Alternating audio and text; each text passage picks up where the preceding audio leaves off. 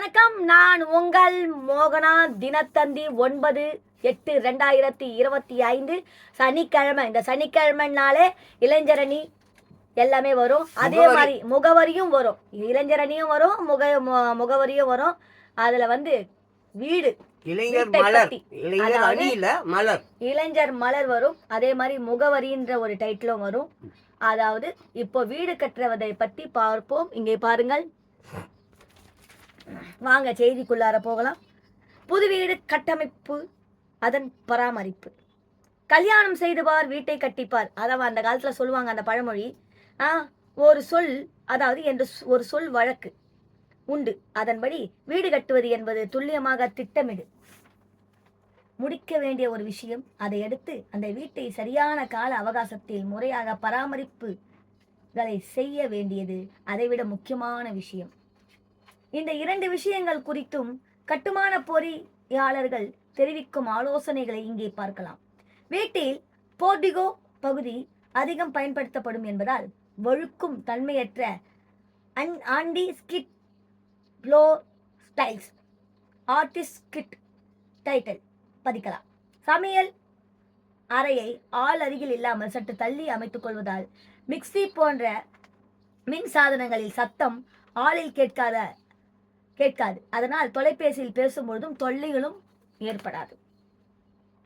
அதில் போக்குவரத்து உள்ள சாலையை ஒட்டி படுக்கை அறை அமைப்பதை தவிர்க்க வேண்டும்.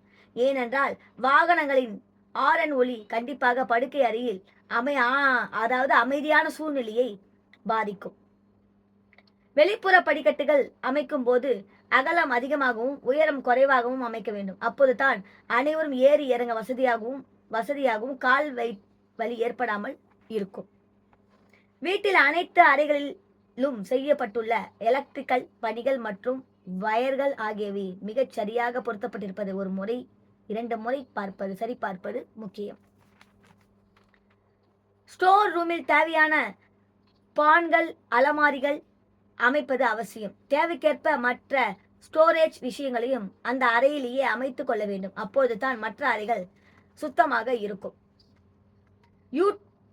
யூபிஎஸ் பாக்ஸ் அமைப்புகளை குழந்தைகளுக்கு எட்டாத உயரத்தில் லேப்ட் மேல் வைக்க வேண்டும். மின்சார பிளாக் சுவிட்ச் குழந்தைகளுக்கு எட்டாத உயரத்தில் பொருத்தப்பட வேண்டும். சமையல் அறை காற்றோட்டமாகவும் சூரிய வெளிச்சப்படும் வகையிலும் அமைக்க வேண்டும்.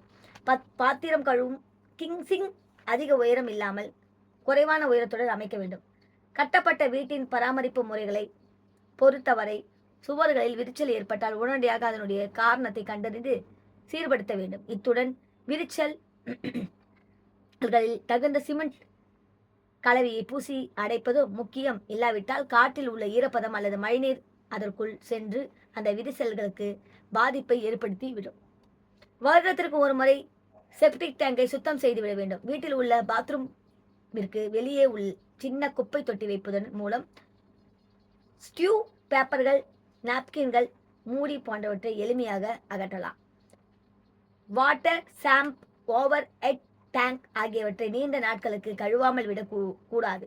ஏனென்றால் போர்வெல் தண்ணீர் மற்றும் நகராட்சி வழங்கும் தண்ணீர் ஆகியவற்றில் அழுக்கு உப்பு படிந்து இருக்கலாம். அதனால் 6 மாதங்களுக்கு ஒரு முறை கண்டிப்பாக தண்ணீர் தொட்டிகளை சுத்தம் செய்ய வேண்டும்.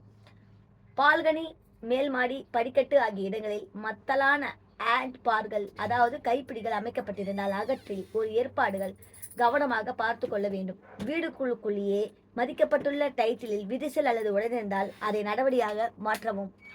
இல்லையென்றால் மற்ற டைல்ஸ்களும் பாதிப்புக்கு வாய்ப்புள்ளது. இவ்வளவு கவனமாக வீட்டை கட்டியிருந்தாலும் மழை பெய்யும் பொழுது தான் அந்த வீட்டில் உள்ள அனைத்து விதமான குற்றம் குறைகளும் வெளியில் தெரியும். அந்த வகையில் வீட்டின் மேல் மாடியில் மழை நீர் தேங்கி அதன் மூலம் ஏதேனும் நீர் கசிவுகள் ஏற்படாமல் தவிர்க்க வாட்டர் ரெசிடென்ட் பெயிண்ட் வகைகளை மேல் மாடியிலிருந்து பூசுவது முக்கியம். இத்துடன் இந்த செய்தி அறிக்கை முடிவடைகிறது. மேலும் ஒரு செய்தியுடன் சந்திக்கிறேன். அதுவரை உங்களை என்ன விரும்பி பெறுவது உங்கள் மோகனா.